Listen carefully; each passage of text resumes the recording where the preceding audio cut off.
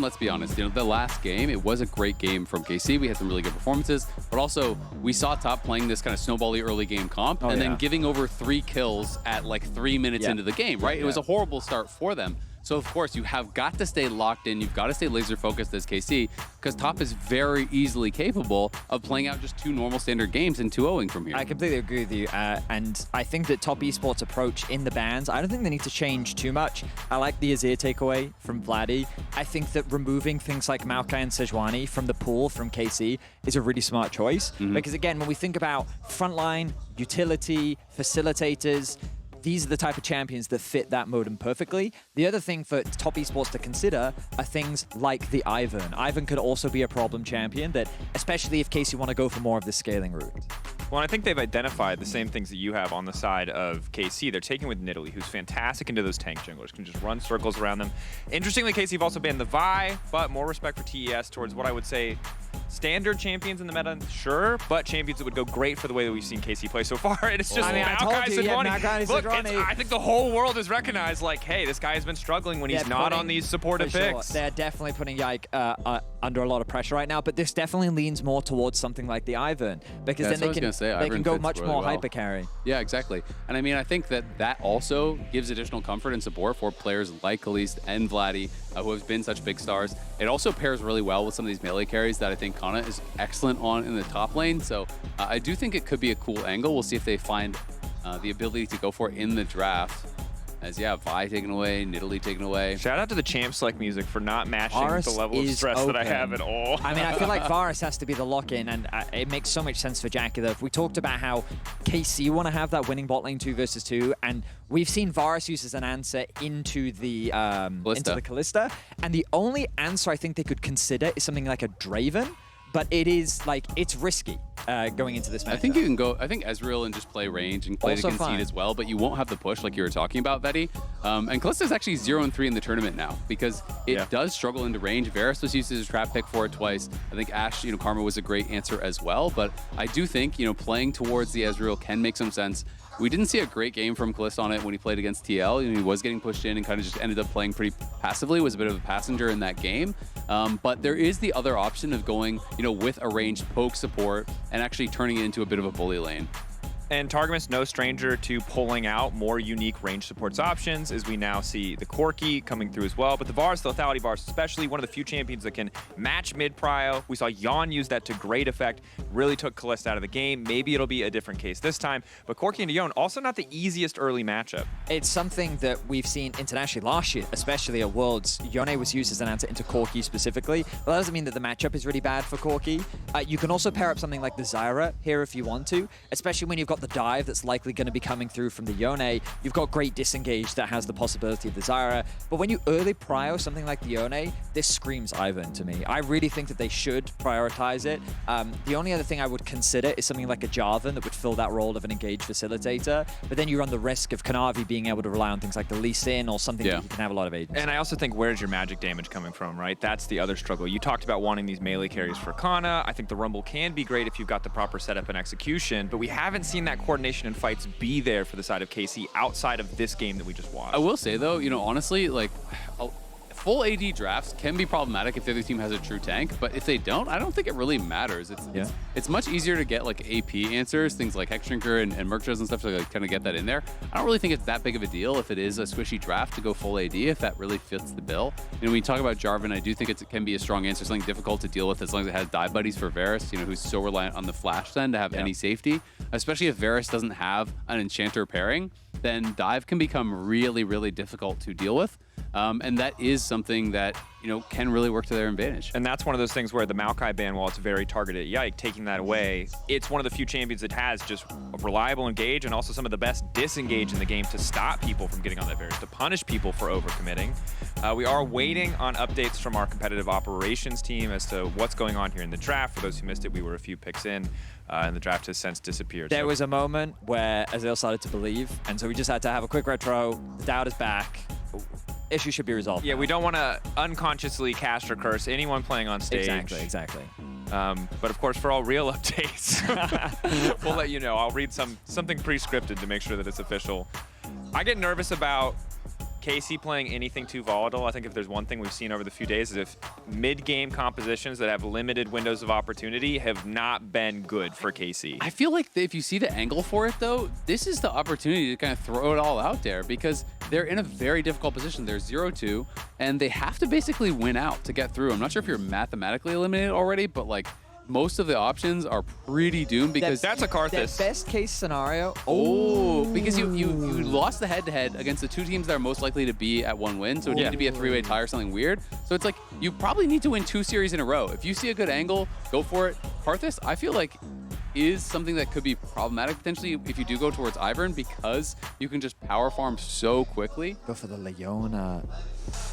I mean, I hope that he's got something prepared for the jungle because like we've talked so much about the Ivern, but that is Kanavi's Karthus. I mean, you can also just go something basic in like Zinzao or whatever, right? Sure, I don't love that into Karthus though. No. I mean, right now, the biggest green flag for KC is that the front line from top esports is very weak. Yeah. Bear in mind, 369, no stranger to playing the tanks. Yeah. Things like Cassante, I mean, he's one of the best team-fighting Cassante players in the world. I remember his Ornn still, like, there's a lot of potential for him to provide that front line. Yeah, Poppy Ban also makes a lot of sense. Yeah, because I think Chris could have easily gone in towards a Poppy, answer the Leona, and then you can't actually look for any hard engage, and then you're just kind of pushing in the Ezreal nonstop. That can be pretty difficult to deal with. But yeah, I mean, I think based on the draft, we already have like 3 hyper carries essentially on the TES side. So I think that basically the last 2 picks you're looking for are facilitators, and that's what should be targeted in the bans here from KC, right? You've already banned out the Poppy. You are, to me, looking towards something like an Alistar or like a Nautilus or something like that to potentially take that away, or another tank top for 369, and then trying to set up for a potential really good ban for Karthus, rather for Canna, but it is going to be the Alistar, kind of like I expected. That cannon ban does lead me to believe that 369 is thinking about the Jax Ornn. or Ornn. Yeah, Jax is also a possibility. Yeah, I think Jax, is kind of the one that a lot of people look towards really commonly. We saw 369 even playing it into Zeus in their matchup. That's a matchup that he particularly likes quite a lot. So it does lead me to believe that he could be thinking about that. One of the things I will say, while I was initially thinking about like tank and engage, if you go towards side lane champions like the Jax, Karthus can really enable you to get control and get those solo kills. Well, it's not a solo kill, but like get those kills in the kind of isolated 1v1 a lot more easily because the Karthus ult can come through and really kind of change things up. Are you still excited about the Ivern Vetty despite the fact that there's Karthus locked in? The beautiful thing about Ivern is because you get to build things like redemption. I think that like you have a lot of itemization to help mitigate a lot of the burst. There's with a locket that's likely going to come through from the Leona Locket plus redemption. It's just, I think it does offer tools, and also like with Ezreal, you just inherently have a lot of range, but you're also best supported by the Yone. I do think KC's looking at a carry to round out this composition. The question is, it's going to depend on what 369 brings out in top lane, whether it is something fully tanked like the Ornn or something a little bit more like Cassandra. I'm just really interested to see what they go for the top lane, right? Because if it is going to be more of a side laner, things like we talked about, like the Jax or whatever, or if it is going to be something like an Ornn. Because if you do go Ornn, one of the things I really like about it is that it's non-committal engage. You're not throwing your body in there. And that's one of the things that can be difficult for them to deal with. This is a bit of kind of like bridging the gap. It's kind of an in-between pick, which I do like. You have the ability to play heavily through side lane. It's not that easy to counter because most of the counter picks are things that are really heavy commitment, things like Quinn and Aurelia and champions like that, we might not see Canna feel comfortable playing. He has the support of the Karthus to play through sides. He can be strong in the 5v5. So I think it is a pretty flexible pick and an intelligent one to really round out the draft when you are playing blind from this spot. Whereas, if you were to go towards something like the Ornn and you run into the Aatrox, that's going to potentially be a lot more difficult. And this is going to be a really exciting game, I think. I don't know how I feel about the Aatrox, but what I will say is that top esports, I think they have a lot of agency in the early game. How much they can use that pushing power to actually affect the enemy jungle against an Ivern, we'll have to wait and see. But I think the amount of early game options that top esports have, just thanks to the Varus control and the Gnar on the top side of the map, I'm worried about what that'll do for KC's early game. And one thing I will say is while, when in the isolated matchup, maybe I don't love the Aatrox as much, when you give it the support of the Ivern, it has so much more ability. You hit that Q, and then all of a sudden you get an extra dash into the backline. You're there with the Yone, you're there with the Leona ultimate, all pressuring these double AD carries and making this champion that can be so tanky already with an early Thunder Sky that much harder to kill with the Ivern backing him up. This is going to be an incredible game. That's enough from us here, breaking down the draft. Time to send it over to casters for game 2. Thank you guys so much for that great breakdown of the draft. I loved the Ivern call into the Karthus. I think it's going to make a lot of sense. And I think that with this draft, Karmine Corp have a legitimate chance to take another game here in this second one, just right off the bat. I mean, they certainly do. I feel like there's a lot of variance in top esports play, even just at this tournament. Overall, throughout the history, yes, and just at this tournament as well. And so, especially Kanavi. So we'll see. Of course, Karthus passive is quite nice if you are in the mode where you're going super deep. Being able to cast from death can be quite nice, but very, very interesting drafts this time around. So excited to track this one because he has a 40% win rate on Karthus jungle so far. Only 5 games, so not the biggest sample size for him, but let's see how it operates this time around. Well, Yike on the Ivern coming in here. And as the desk was mentioning, you can set up brush, you can set up a bunch of shields, and you can go redemption first from the jungle. So it really offers you a lot of answers into the AoE magic damage from the Karthus.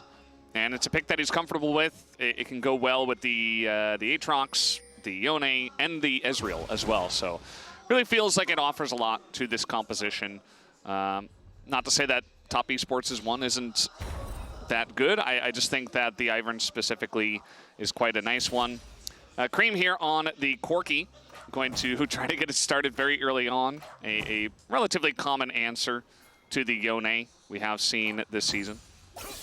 Yeah, definitely true, and should have some lane priority. So with lane priority, I already see some Karthus movements on my screen on that mini-map. And Kanavi coming over with the Raptor Ward. They want to punish the channeling here from Ivern. While Ivern is still level 1, the freshly channeled camp here wants to invest in it.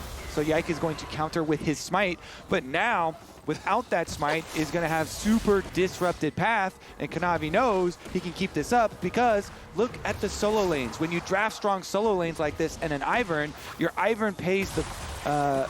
or excuse me, your enemies draft strong solo lanes. Your Ivern kind of pays the price. Kanavi there harassing. Looks like they're going to circle back around. You actually didn't give up on it, and that means it was actually kind of good because you get the delay time, so the loss of your smite doesn't hurt as much because your other previously channeled ones fully channel. And so in the end, it actually ends up being more wasted time there for Kanavi, and Yike was kind of happy with it. So yeah, little roller coaster of emotions there. Yeah, I thought Kanavi was going to be able to go through and keep up the invade for sure. Well, we got a bit of a fight down here. Yike level 3. He's already in the bot lane looking for something. The cleanse comes out from Jackie, but that actually hit Crisp as he's in a bit of trouble, and he doesn't have his flash. Down he will go. First blood. Yike already on the board.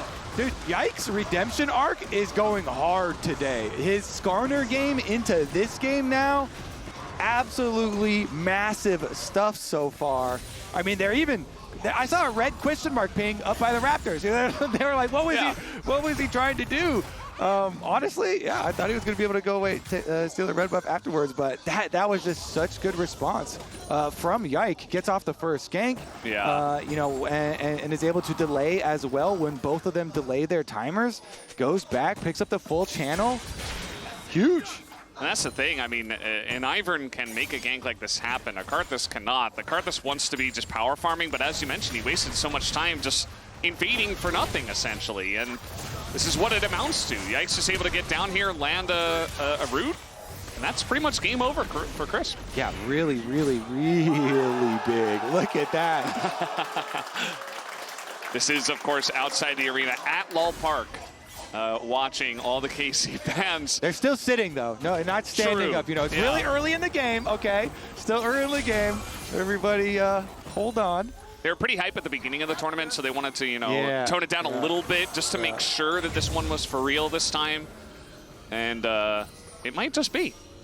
It might just be. So after all of the shenanigans that we had early on in the game, that ended up with the first blood in the hands of Yike himself, actually, on the Ivern. They did go back to their full clear there for Kanavi after he used up his time. So now with the all camps down and looking for the reset here, right back out. Looks like maybe make a pass towards mid lane there first while he's waiting for the respawns. Of course, he took his blue buff and then like used up a bunch of the time, so his second spawns of camps, even though he did do the full clear, are going to be delayed on their respawn. So definitely a little bit of extra pain there. Yeah, he kind of just run around. He is going to go back to his Raptors as they have completed. Now he can go back to the Wolves. And yeah, I mean, it's just a nice early gank to get them started off on the right foot, to get the Ivern to his first item a bit quicker. His items are going to be relatively cheap compared to other junglers. Meanwhile, 369, level 6, just threatening maybe a bit of a trade underneath the turret, and is going to proxy the wave for now. Yeah, another visit towards bottom lane. Gonna make it happen, and guess what? There's no flashes down here for their side for JackeyLove. There's the root onto the Ash, and it's just another kill, and this time he's able to give it over to Caliste. The camp on bottom lane paying dividends for KC.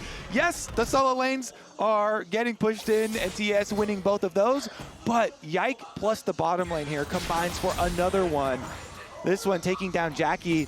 And that one's even better. It actually forces out the lane swap from TES. In their reaction to that, they teleport 369 down to bottom lane. Well, he TPs into a pretty terrifying situation. He has to blow his flash there just to get away. And yeah, they're going to be able to collect that. Top Esports are going to get these grubs here. All 3 of them. Meanwhile, we do have Yike, not yet level 6, so he's not going to go for the dragon just yet. But here's the follow-up gank in the bottom lane. Yeah, going straight for him. JackeyLove, no flash, so really good engage there from Targa, right out of the brush, sets it up. And when you have a Leona and Ivern, it's so easy with that much CC. Really nice layering there. Immediately jumping on him and punishing once again. Plus, there's a chance here to make something happen.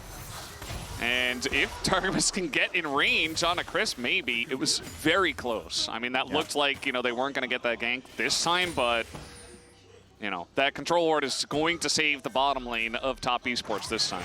Yeah, and the biggest part, of course, of the last one was that Caliste actually got the kill and got the money there, too, onto the Ezreal where they actually want it. Target going to stop the recall. Pops the Ignite for the stop on the recall. Back to the beginning, though, like the solo lanes were going so well for TES and were pushing in, and Kanavi got off his second full clear there for the Karthus. So still going to have to keep track of how the solo lanes do turn out. Creme here now under a little bit of pressure from Vladi, but Creme doing a very good job keeping his farm up, as well as a decent amount of harassment. Yeah, it's looking pretty good for the mid lane. Relatively even at this point, but the Corki gets ahead early on, so just going to enjoy a little bit of a lead. 369 still trying to pressure his lane opponent, and Caliste has done a great job, rather, of just keeping the lane in a great spot underneath this turret. 369 is going to miss the Gnar this time around, but there are 4 members of Top Esports in the bottom lane. Can they kill Canna, who's got the World Ender? Canna just trying to run away from this one. Meanwhile, Daisy is behind them. The root comes in onto the mini Gnar, but it's a 3v4, and you can see that Karmine Corp just going to say, okay, well, we stopped the dive. We'll take that. Meanwhile, Caliste is getting free farm in the top lane. Yeah, it's kind of interesting here because, I mean, Jackie got a turret plate on bottom side, but as you say, like, Caliste is free farming all by himself, alone, so that's not just his turret plate. These are also the extra minion waves that are dying to the tower up there, so KC pretty happy again. Like, they want as many resources into the Ezreal as they can get. They are really putting a lot here into this Ezreal. We'll see if Caliste can have a big game for himself. Such a young player, big star on the rise here on his international debut. Yeah, I mean, it's clear that his Ashe was very strong in the first game. I don't think the game was necessarily about him, but he's been very consistent for such a young player. It's very impressive to see what Caliste has done so far. And as you mentioned, now this is the potential game for him to be the main star of the show, to be the carry on something like the Ezreal, to match the 2-item spike of the Corki on the opposite side. They do have a lot of carry power in the other lanes as well, and it might just be the winning combination for the side. As now we got a big trade down here, but guess who's here again? It's Yike in the mid lane, trying to get it down onto Creme, who is just going to flash away from that one to survive. Otherwise, he would have died to an Ivern.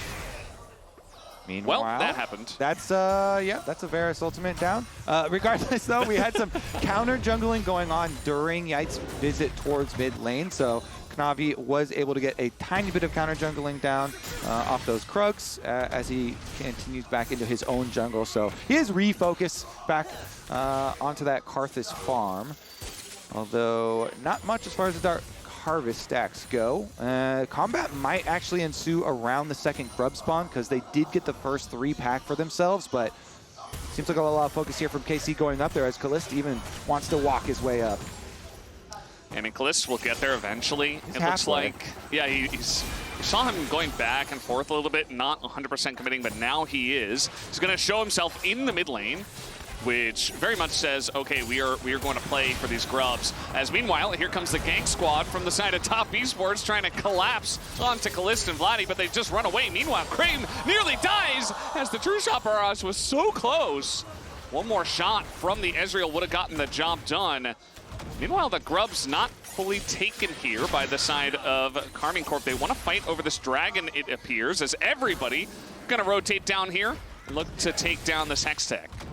Yeah, they pulled off the grubs in order to rotate through mid lane, and they did get the flash from Vladi, but his ult will be coming back off of cooldown. So KC making their rotation, matching the move on over to the bottom side of the map, and they'll be able to get their dragon as well. Recall goes off there Chris actually cancels it, but nobody gonna stick around to actually contest the objective, so they will get their first dragon.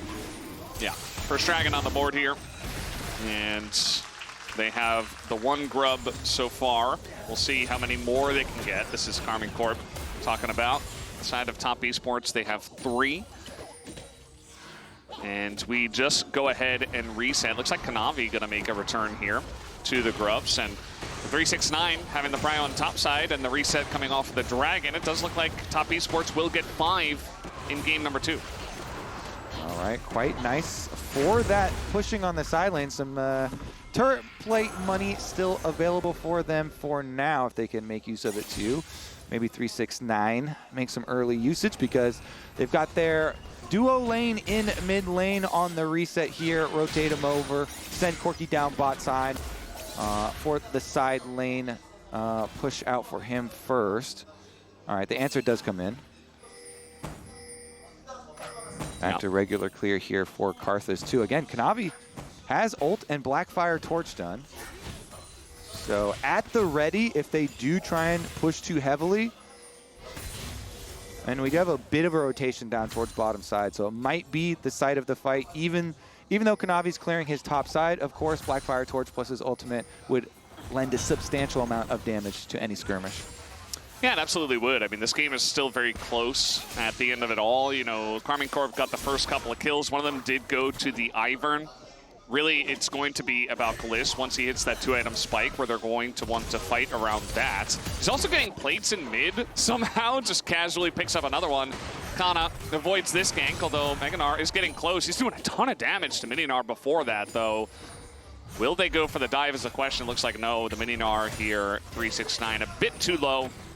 Yeah, and they won't commit to it. Kanavi just checking Krugs there, see if he can do a little more counter jungle and keep his farm up, but no Krugs there, so just the Scuttle Crab for him, and not really exploding too much, so it's just going to be, again, the reset. This time, Chris actually hovered bottom side.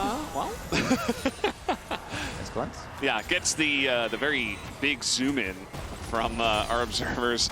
As, yeah, he did, of course, Arcane Shift into the Varus, which made it very easy for the chains to hit. As, yeah, that's going to be a bunch of CC in a Kanavi who just wanted to do his red buff, but he met up with so many members of Karmine Corp, as now he goes down. The big ult, though, is going to hit 2, as one of them does get shielded. He takes down the Leona, and that is about it. It's just the supports and, of course, Kanavi, who did go down there at the end of it all. Yeah, Kanavi making use of that Karthus passive. He flashed to get closer so he could get off enough damage. And then as they try and go over the other side of it is 4 kills now for KC. In the aftermath on this reset, though, Not too much as far as objectives, but the plate money in their favor. We kept on mentioning how many plates Caliste was getting, but here's another look at the engage. So they full send on Kanavi. Kanavi's going to try and make the most of it, flashing in so he can get the extra distance here, but Yike with the redemption, and Yike with the flash over the wall, and then he shielded himself, so he lived and limited the counter kill to just being the one there going over onto Leona. There was that one ward that spotted Targamas going in, right? And also saw Yike going in. And still Kanavi was like, no, we win this fight. I'm just going to send my Karthus self into it. I am going to die, but we should win and get ahead from it. Unfortunately for them, they didn't, actually. It was Karmine Corp who got a couple of kills instead. And, you know, maybe he was able to pick up a Dark Harvest stack here or there, but it's not really worth it, I'd say, by the end of it all, as the MasterCard lane economy snapshot is going to show that KC is ahead, especially in the jungle, and the AD carry role is the big one. Creme, though, getting pretty decently fed himself. Yeah. And these leads right now are super, super minor, just, you know, a couple hundred gold, so not resulting in, you know, big item completions. So, but I mean, honestly, the redemption plus the shield just being just enough there for Yike to survive last time actually ended up being quite substantial. Now we've got another look up towards River right now. I mean, they do have the early push here with Varus towards mid lane, and they're kind of moving in. You can see on the mini-map here to try and retake these control wards, but Yike using the Ivern brush, kind of camping here, keeping the vision, defending their wards for themselves here for KC, because they don't want to give up positioning towards Rift Herald first. Yeah, Karmine Corp definitely want to stake their claim on this objective, and you can see that TES just moving entirely away from it, as Canna has gotten the message. He says, okay, abandon ship, I'm already pretty low. And it's stolen, the Scuttle Crab, by Caliste very casually, just like, yeah, what's up, thanks for the free gold, buddy.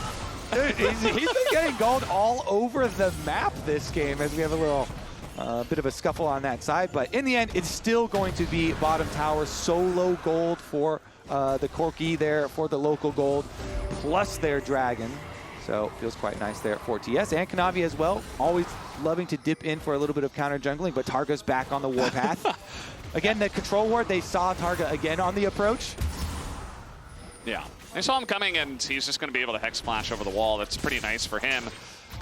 Creme did get a full turret in bot, so he, once again, is the one guy. You could say that 369 also doing pretty well for himself. Kanna's had to deal with Corki for the last couple of minutes, so not very good for him. But now we see Vladi's going to pick up a turret by himself. 369 has to match, and the Rift Herald that was taken, this objective, the tempo in mid is going to be huge. They should be able to take down this mid tier 1. It's very close. They don't stick around for that final hit, but I mean, that's basically standing on one leg at this point. Yeah. So as we do transition to the mid game with these outer towers starting to get very low and some of them falling down, we really have this magnifying glass on Yike so far this tournament. Last game, he was able to have both good individual plays as well as good team fighting on his Gnar, multiple picks and stuff. And in this game, again, he started out with some really good individual plays on the Ivern, and it transitioned so well into the team fights, looking at what TS are going to be throwing at them. And now he's got his Moonstone on top of the Redemption. So much of that kind of defense that you were highlighting that you really liked will be available here already on the kind of earlier timers, since the items for the support items are so much cheaper for him to buy. Yeah, he's ahead. They're cheaper. It's just a very accelerated Ivern, which is fun to look at. We'll see what third item he does want to go for. And getting very close to the 2-item power spike are both the Ezreal and the Corki in this game. I would assume that both teams are going to say top esports because they're top esports. I don't know if they can feel that they're slightly behind. They might just say, we've got this Corki, we feel strong, we're going to send it, you know, that's what they do. Whereas on the side of Karmine Corp, I think they absolutely should fight around this big power spike for Caliste. Yeah, it's going to be interesting to see, because Crisp here on the Rell has potential to have such an explosive engage for TS that they're able to roll over. But if you kind of make the fight long and delay there with the Ivern on your team, with enough pad on the defense, then they should be able to kind of handle it and then turn around the fight as it goes on. But currently, need to handle that side lane again, so they send Canna on up to the top side. Canna, with both summoners available, will be able to react to any sort of TES aggression. Yeah, definitely a much slower game compared to the ones we've had today, especially comparing to that first series, which was very fast for all the wrong and also right reasons. I mean, we had a Zed and a Vladimir in that Depends series. on perspective, I guess. Depends on perspective, yeah. If you're a Humble Life esports fan, you really enjoyed that series. It was very fast. This one is much slower. I wouldn't be surprised if the top esports coach is like, hey, take a breather, don't be so crazy, and just back off a little bit. Whereas for KC, you know, there wasn't that much pressure on them, but now they're on the cusp of beating top esports in a 2-0. So now maybe feeling that pressure a little bit, and things have slowed down as we might look to fight over this Chemtech Soul. This is actually one that will matter quite a lot. Got some recent buffs, and you've got an Ivern on the side of KC. I think both sides have to fight for this one. Definitely could be a big swinging point. I mean, topside also, 369 there. You got a good individual chunk onto Canna, as well as then being able to return, push in that minion wave. They had vision on the Ezreal on the rotation over, so good movement again by 369 and map awareness to be able to just back off after that. But here's our transition down to that dragon that we are building up. Again, 369 doing a good job again, harassing and building up his Gnar bar here. Gnar bar control is always so big on these dragon timers. And it looks like he just transitioned into Mega though. So as that Mega times out, he will be exhausted for a short while here. But it's honestly timed nicely because it's over 30 seconds away for the dragon. So he uses it and then he's going to build up a new fresh one for the dragon fight. Should be on time. We also saw that top esports members were kind of hanging around the Otacon. I don't think they would be crazy enough to actually start that up in a game that's this close. But always got to keep that option open. It's Caliste going to say, I will do a lot more damage to you than you will to me, Crisp. Even does a little bit of chip to Kanavi. And the poke that comes out from the Ezreal, we're definitely feeling a lot more of that compared to, you know, the poke from the Karthus or the poke from the Corki at this point. Yeah, and the Varus on the other side too, that is Jackie. That is very dangerous, but he's going to dodge it. So it pays off in the end. He does have his cleanse back. But yeah, this is really all just setting up to push TES away from the dragon. Meanwhile, we've got 369. That's a world ender committed to, actually, as Canna looks to get that down. As now the Karthus ultimate coming in. Canna in a bit of trouble. The slow comes in. He has to flash this, but I don't know if he's getting away. Has to dodge the first Q, though, those 369. As, yeah, he gets away with the Mega Cone. And Canna just distracts him. You see that top esports not able to join the Chemtech fight. All right, so KC, they grab their dragon number 2, and Jackie's got to get out of it. So it's Crisp. They're getting so much more off of this. I mean, the Crisp kill, they might get Creme as well. In goes Vladi, and he's just opening up more space for Caliste as one auto gets it down. He doesn't need to hit his Qs. If he can just auto him there, gets a shield as well from the Ivern, and Caliste is 3-0-2. Oh man, Targa hits the Leona ultimate, and Caliste going forward. He got so much money this game. Ezreal time. Wait, 369. 369 doing a lot of work still. He's surrounded. 369, was he baited? Well, he's not going to be hit by that one. Vladi might want a little bit more. He's got the shields. Will he get the support? Yes, he will. The Q3 and a shutdown for the Yone in mid lane. KC all over the map now. Another close one here. Let's take a look. Arcane shift forward, but really it's going to be this. The Leona ult from Target. He flashes for the ult. He gets Jackie's cleanse and gets the engage onto Crisp. Caliste able to wait. Live, Kanna's getting bullied a bit, but is it a bait at the end of it all? Creme, he wants a bit more, but Crisp actually is the one that gets chunked out big time. Canna does as well. He doesn't have his TP. You can see Caliste wants the follow-up, and Crisp isn't able to do anything. Creme can't help him out. It's just a free support for Caliste here on the Ezreal. I mean, it's just such a dream situation to play the Ezreal with the Ivern doing so well as... Okay, wait. Can they poke them off here beforehand? I mean, 15 seconds still left on Crisp. There's no way he's getting back, and 369 is walking. And Kanavi low on mana. Oh, Targamas, he's stuck in the damage from the Otacon, but they have the redemption, the miss on the Yone ultimate, and now they're going to have to pull off of this one. Way too much damage done to Vladi. Canna again being bullied. And TES, they might want a bit more. Depends on their vision. Vladi does have TP. They're going to go for this Otacon. And will Karmine Corp commit to the fight afterwards? They need to TP Vladi in if they're going to, but it's getting incredibly low. Yike still in the area, but they do a good job of zoning him away with the Mega Gnar. The smite is early, but it... it's GA. It's a revive one. I've gotten so used to the other one. Way too little action in this game, Kobe.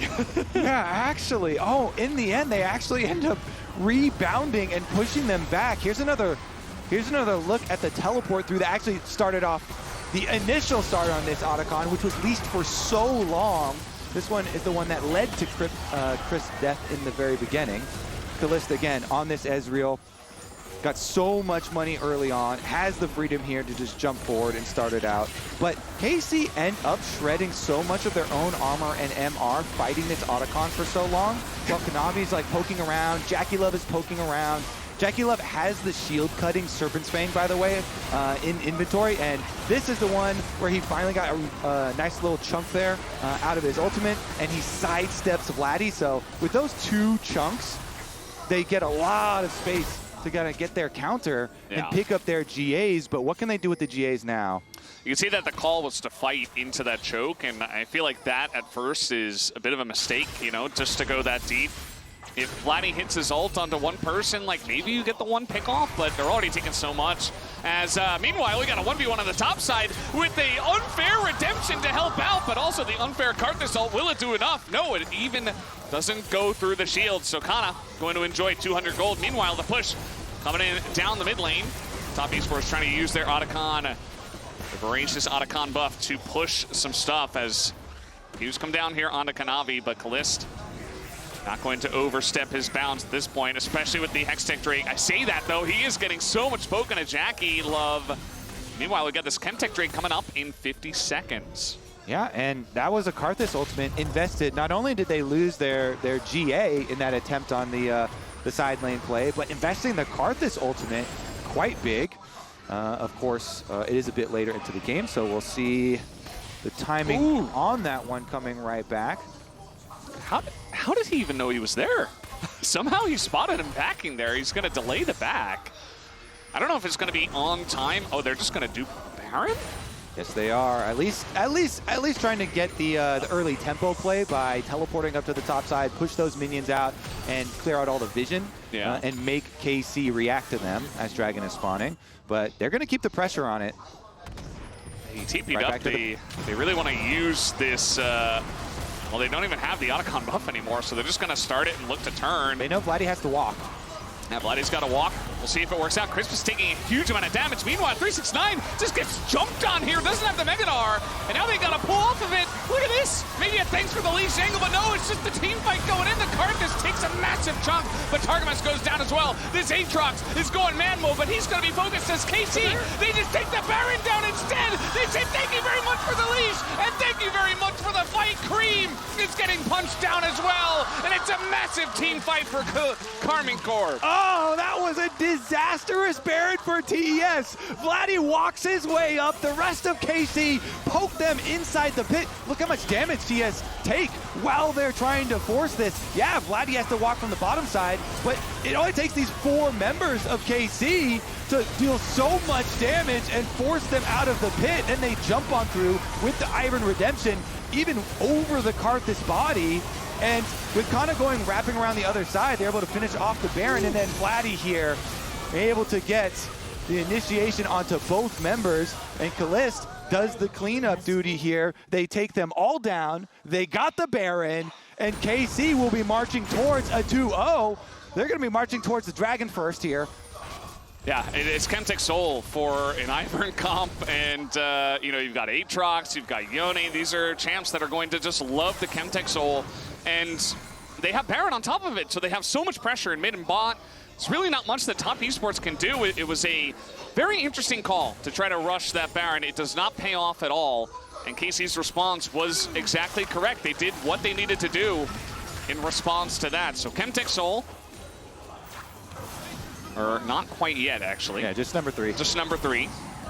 So that is going to be very close to the Chemtech Seoul, still stacking up those dragons and enjoying a very nice buff on the 2 Chemtech dragons at this point. So looking pretty good. TES, they want to try to force something here. And I'm not sure that they have the angle. They don't even have Mega Gnar. As now the solar flare comes down, but look at the poke right now from the Ezreal. He's just gigantic at this point. Level 16 is Caliste, and he's got 4 items. Yeah, they've got Confident Caliste Cloak. They've got Split Push for Vladi here towards mid lane with the Baron buff. Gonna be able to take down that tower while the rest of the team continues to apply pressure on the secondary turrets.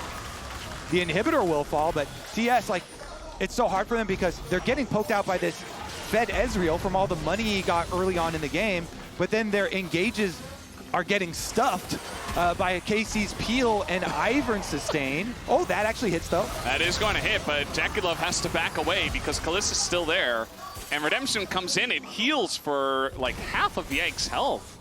It's just incredible what this Ivern can do in this comp in terms of enabling the carries to do their job. Yeah, he's got 14 stacks on the Medjais for the extra AP. Uh-oh. Yeah, Kanavi doesn't even really get to play the game. Meanwhile, the flank is coming in, a massive Yone ultimate onto 2, and they both disappear immediately. And now Creme is zoned away. Karmine Corp are finally at the tournament as they are looking to take the 2-0 over Top Esports right now. Huge props to Yike for a massive turnaround series for him. Huge props to KC. They're gonna get it done. They're gonna get the job done. Caliste, nope, he's got an Ivern. You thought he was dead? Absolutely not. It is a 2-0. It is a dominant 2-0 from Karmine Corp over Top Esports tonight.